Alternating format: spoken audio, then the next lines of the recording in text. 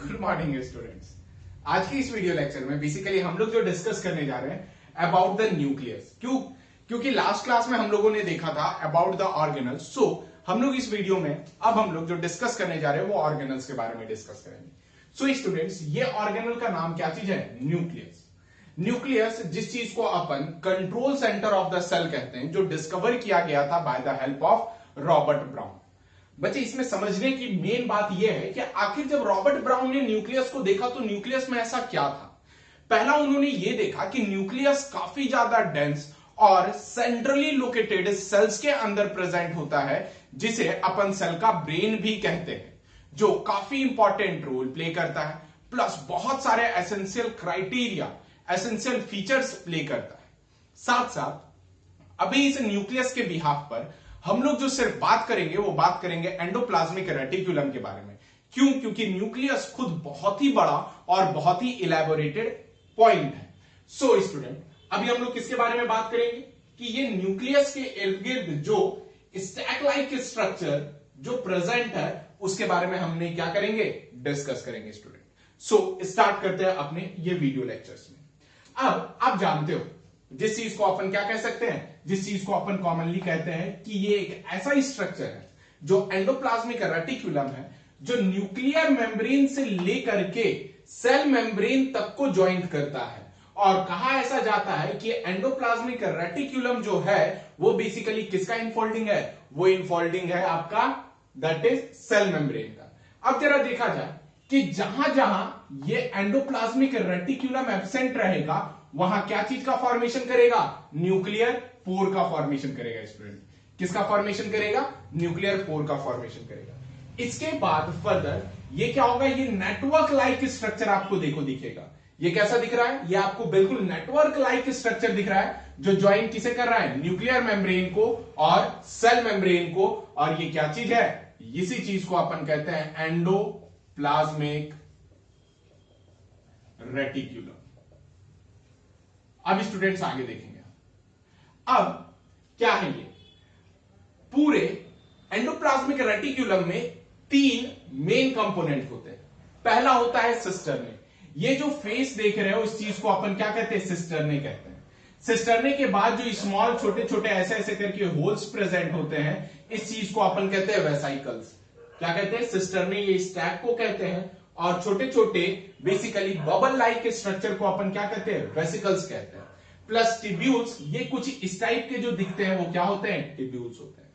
Cisternae देखो long होता है, फ्लैटेंड होता है और अनब्रांच्ड होता है। जरा देखिए इस जगह पे ये क्या चीज है? अनब्रांच्ड प्रेजेंट है, मतलब कि दो के साथ फ्यूज नहीं हो रहा है। सो उसी चीज को अपन क्या कहते हैं? अनब्रांच्ड कहते हैं।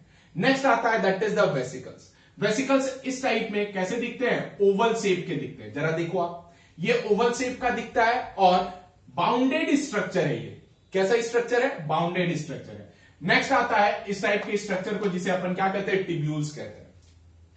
टिब्यूल्स जरा गौर से देखिएगा, ये कैसा होता है? ये इररेगुलर होता है, ब्रांच्ड होता है और ट्यूब माउंटेड स्ट्रक्चर होता है। कैसा होता है? इररेगुलर, ब्रांच्ड और ट्यूब माउंटेड स्ट्रक्चर होता है। और मे बी कैसा होता है? फ्री होता है और एसोसिएटेड होता है सिस फेस से। इसके पास दो फेस होते हैं। जैसे सिस फेस छोड़िए आप फिलहाल ये समझो कि ये इसके साथ एसोसिएटेड होता है, जिसे अपन क्या कह सकते हैं? सिस टर्ने कहते हैं। क्या कहते हैं इसे? सिस टर्ने कहते हैं। अब जरा देखो, ये जो ट्यूबुलर स्ट्रक्चर है वो ट्यूबुलर स्ट्रक्चर किसके पीछे है बेटा? सिस टर्ने के पीछे। अब जरा ये रहा, तो आप देखो कि ये कितना इंपॉर्टेंट रोल प्ले करता है। मान लो कोई एक सेल है, सेल के बीच में ये मेम्ब्रेनस और स्टैक लाइक स्ट्रक्चर पूरा सेल मेम्ब्रेन और न्यूक्लियर मेम्ब्रेन को ज्वाइन करता है, तो कहीं ना कहीं साइटोप्लाज्म में ये स्ट्रक्चरली इतना इंपॉर्टेंट रोल प्ले करता है जो उसका फ्रेम सेट करता है। सो स्टूडेंट्स, अब इसके बिहाफ पे इसके सरफेस पे राइबोसोम्स प्रेजेंट होते हैं। बिल्कुल सही आपने सुना, दैट इज रिबोसोम्स या राइबोसोम्स। राइबोसोम्स दो टाइप के होते हैं। पहला होता है एटीएस और दूसरा होता है किसके? 70S के जैसा। सो स्टूडेंट्स, जरा अब देखेंगे, अगर राइबोसोम्स यहां पर प्रेजेंट है, ये जो रेड कलर का आपको दिख रहा है ये जनरली क्या चीज है? ये आपके रिबोसोम है। अगर रिबोसोम जिस एंडोप्लाज्मिक रेटिकुलम पे प्रेजेंट होगा उसका नाम क्या कहलाएगा? Rough endoplasmic reticulum. Rough endoplasmic reticulum पे राइबोसोम्स एटीएस प्रेजेंट होगा, प्लस ये बाइंड करेगा लार्जर सब यूनिट के साथ with the help of glycoprotein. Ribosomes का जो स्ट्रक्चर होता है बेटा दो होता है, एक लार्जर स्ट्रक्चर और एक स्मॉलर स्ट्रक्चर। जो लार्जर स्ट्रक्चर जिससे ज्वाइंट रहता है वो किससे रहता है? तो ग्लाइकोप्रोटीन एंड राइबोफोरिन से ज्वाइंट होता है। याद रखिएगा ये रिबोसोम का स्ट्रक्चर है। कभी भी एटीएस के दो सब यूनिट होते हैं। एटीएस का होता है 60s प्लस 40s। आगे चल करके आपको समझ में आएगा कि 60s प्लस 40s काउंट करने पर तो ये 100 होगा, लेकिन एटीएस क्यों कह रहे हैं बेटा? ये मॉलिक्यूलर लेवल पर डिफरेंट होता है, सो हम लोग आगे डिस्कस करेंगे। सो स्टूडेंट्स ये किसके साथ बाइंड है? लार्जर सब यूनिट के साथ बाइंड है। जब लार्जर सब यूनिट के साथ बाइंड है तो ये बेसिकली क्या करता है? ये हेल्प करता है ग्लाइकोप्रोटीन और राइबोफोरिन के साथ। ये याद रखिएगा, ये बहुत बार क्वेश्चंस पूछे गए। नेक्स्ट, मेनली सिस्टरने इसमें क्या होता है? रफ एंडोप्लाज्मिक रेटिकुलम में मेनली सिस्टरने प्रेजेंट होता है, वो कुछ इस टाइप का स्ट्रक्चर। इसमें टिब्यूल्स और वेसिकल्स बेसिकली क्या रहते हैं? एब्सेंट होते हैं। नेक्स्ट, ये क्या करता है? ये हेल्प करता है प्रोटीन सिंथेसिस में। किस में रोल प्ले करता है? प्रोटीन सिंथेसिस में रोल प्ले करता है। और कहां कहां प्रेजेंट होता है? प्रेजेंट होता है लीवर, पैनक्रियास और गॉबलेट सेल्स में। गॉबलेट सेल्स बेटा किस टाइप का होता है? जरा देखिए, कुछ इस टाइप का। आपने नाम सुना होगा गॉबलेट ग्लास, नाम सुना है? वाइन पीने के लिए जो एक ग्लास होती है जिसे अपन दो फिंगर के साथ पकड़ते, that is the goblet cells. और उसी टाइप का दिखता है क्या? हमारा गॉबलेट सेल्स। अब स्टूडेंट जब इसके बाद पे हम लोग डिस्कस करते हैं तब एक ऐसा जगह एंडोप्लाज्मिक रेटिकुलम का जहां पर रिबोसोम्स क्या होते हैं? एब्सेंट होते हैं। क्या चीज? रिबोसोम्स एब्सेंट होते हैं, जिस चीज का नाम अपन क्या देते हैं? स्मूथ एंडोप्लाज्मिक रेटिकुलम देते हैं। ये स्मूथ एंडोप्लाज्मिक रेटिकुलम काफी ज्यादा इंपॉर्टेंट और काफी सीवियर रोल प्ले करता है, जैसा कि हम देखते हैं। राइबोसोम्स स्मूथ एंडोप्लाज्मिक रेटिकुलम पे एब्सेंट होता है। क्यों? क्योंकि राइबोसोम्स प्रेजेंट रहेगा तब कैसा अपीयर करेगा? वो रफ अपीयर करेगा। लेकिन जब राइबोसोम्स एब्सेंट हो गया तो क्या कैसा दिख रहा है? ये स्मूथ दिख रहा है। सो इसका नाम क्या पड़ा? Smooth endoplasmic reticulum. याद रखिएगा यहां पर बेसिकली टिब्यूल्स क्या होते हैं? प्रेजेंट होते हैं। क्या चीज प्रेजेंट होते हैं? टिब्यूल्स प्रेजेंट होते हैं। नेक्स्ट देखा जाए कि ये किसके साथ कंसर्न होते हैं? ये प्रेजेंट होते हैं cell concern with a glycogen और लिपिड मेटाबॉलिज्म। किसके साथ? ग्लाइकोजन और लिपिड मेटाबॉलिज्म। ग्लाइकोजन का मतलब शुगर जो फॉर्म करता है, और लिपिड बेसिकली क्या होता है? जो हमारे बॉडी में फैट्स बनाता है। ग्लाइकोजन अगर देखोगे तो ये ग्लाइकोजन वो इंपॉर्टेंट रोल प्ले कर रहा है, वो इंपॉर्टेंट रोल प्ले कर रहा है जिसमें कि हमारे बॉडी में एसोसिएटेड है।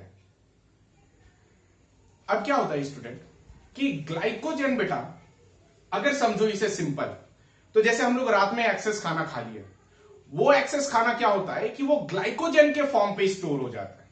और जब वो ग्लाइकोजन के फॉर्म पे स्टोर हो जाता है तो देन वो ग्लाइकोजन आगे चल करके हमारे लिए एनर्जी सोर्स का काम करता है। मतलब ग्लाइकोजन टूटता है और उससे एटीपी बनता है, और वही एटीपी हम लोग बेसिकली मूवमेंट वगैरह में इस्तेमाल करते हैं। यानी हमारे बॉडी का जो एनर्जी करेंसी है वो कौन सा है? ग्लाइकोजन है। अब स्टूडेंट इसके बाद जो स्मूथ एंडोप्लाज्मिक रेटिकुलम है, ये एक्चुअल में एनिमल सेल्स में लिपिड और स्टेरॉइड हार्मोन का फॉर्मेशन करता है। बॉडी में दो टाइप के हार्मोन होते हैं, एक पहला होता है प्रोटीनिशियस हार्मोन जो प्रोटीन से बना होता है, दूसरा होता है स्टेरॉइड हार्मोन। ये स्टेरॉइड हार्मोन काफी ज्यादा इंपॉर्टेंट रोल प्ले करता है, जैसे कि हमारा टेस्टोस्टेरॉन है, प्रोजेस्टेरॉन है, ये सब सारे स्टेरॉइडल हार्मोन है जो बॉडी में सेकेंडरी सेक्सुअल कैरेक्टर जैसे कि मॉस्टेज, बियर्ड्स, ये सब के ग्रोथ के लिए इंपॉर्टेंट रोल प्ले करता है। स्टूडेंट स्मूथ एंडोप्लाज्मिक रेटिकुलम जो एसोसिएटेड होता है वो होता है एडिपोज टिश्यूज के लिए, इंटरस्टिशियल सेल्स के लिए, मसल्स ग्लाइकोजन के लिए, क्योंकि मसल्स में एनर्जी जो स्टोर होता है वो किस फॉर्म पे होता है? ग्लाइकोजन पे, स्टोरिंग लीवर सेल्स पे और एड्रिनल कॉर्टेक्स पे। स्टूडेंट यहां पर एक बात समझिएगा, अब जब ये सारे टर्म हो गए तो एंडोप्लाज्मिक रेटिकुलम का क्या क्या इंपॉर्टेंट रोल है ये जरा अपन देखेंगे। जैसे पहला फंक्शन, इसका पहला फंक्शन है कि ये मैकेनिकल सपोर्ट प्रोवाइड करता है। आप जरा समझो इसे बहुत अच्छे तरीके से कि मान लो ये सेल है, अब ये न्यूक्लियस है, न्यूक्लियस के इर्द गिर्द क्या चीज है, एंडोप्लाज्मिक रेटिक्यूलम। तो अब देखो बेटा, जब ये मैकेनिक्स के हिसाब से देखोगे तो ये क्या करेगा, ये दबने और प्रोटेक्ट करने में इंपॉर्टेंट रोल प्लेगा। मतलब कि आप वॉल पर हाथ लगा करके ऐसे खड़े हो, जो बेसिकली आपके और वॉल के बीच का डिस्टेंस को मेंटेन कर रहा है। सो यही कारण क्या चीज है, मैकेनिकल सपोर्ट प्रोवाइड करता है। सेकंड आता है इंट्रासेल्यूलर एक्सचेंज। इंट्रासेल्यूलर, इंट्रा का मतलब होता है दैट इज विदिन, यानी सेल के अंदर जो भी एक्सचेंज होगा वो बेसिकली कौन करवाएगा, एंडोप्लाज्मिक रेटिकुलम करवाएगा। अब जरा कैसे, अब मान लो कि न्यूक्लियस के अंदर कोई भी इंपॉर्टेंट रोल हुआ हो, फॉर्मेशन हुआ हो, अब उसे न्यूक्लियस से बाहर लाना, ये बेसिकली कौन रोल प्ले करेगा, न्यूक्लियर पोर और एंडोप्लाज्मिक रेटिकुलम। यानी न्यूक्लियस का साइटोप्लाज्म से सेल के साइटोप्लाज्म में मैट्रिक्स का और फ्लूइड का एक्सचेंज करना, सॉल्यूट का एक्सचेंज करना, प्रोटीन का एक्सचेंज करना, उसमें इंपॉर्टेंट रोल प्ले कौन करेगा, एंडोप्लाज्मिक रेटिकुलम करेगा। Next student, that is the protein synthesis. आप जानते हो अभी एक्सप्लेन किया गया था कि रफ एंडोप्लाज्मिक रेटिकुलम एसोसिएटेड होता है प्रोटीन सिंथेसिस में। नेक्स्ट आता है दैट इज फोर्थ वन, जिस चीज को अपन कहते हैं क्या, लिपिड और स्टेरॉइड सिंथेसिस में। फिफ्थ आता है फॉर्म न्यूक्लियर मेम्ब्रेन। हालांकि ये किसके इर्द गिर्द प्रेजेंट है, आप जरा देख लो, ये न्यूक्लियस के इर्द गिर्द प्रेजेंट है। सो ये क्या करता है, न्यूक्लियर मेम्ब्रेन का फॉर्मेशन करता है। क्या करता है, न्यूक्लियर मेम्ब्रेन का फॉर्मेशन करता है। नेक्स्ट स्टूडेंट, इसके बाद क्या होता है, ये सेल्यूलर मेटाबॉलिज्म में इंपॉर्टेंट रोल प्ले करता है। मतलब सेल का मेटाबॉलिज्म में काफी ज्यादा इंपॉर्टेंट और बहुत बेहतरीन तरीके से इंपॉर्टेंट रोल प्ले करता है, that is cellular metabolism. Next आता है seventh, formation of lysosomes, Golgi bodies और माइक्रोबॉडीज। मतलब क्या रहा कि लाइसोसोम्स अब क्या है कि ये सिक्रीशन नेचर का है, सिक्रीट करेगा। तो कल ही आपको बताया गया था कि लाइसोसोम्स बेसिकली क्या करता है, लाइसोसोम्स एक ऐसा चीज है जिसके अंदर बहुत सारे हाइड्रोलिटिक एंजाइम प्रेजेंट होते हैं जो सेल को डिकंपोज कर सकता है।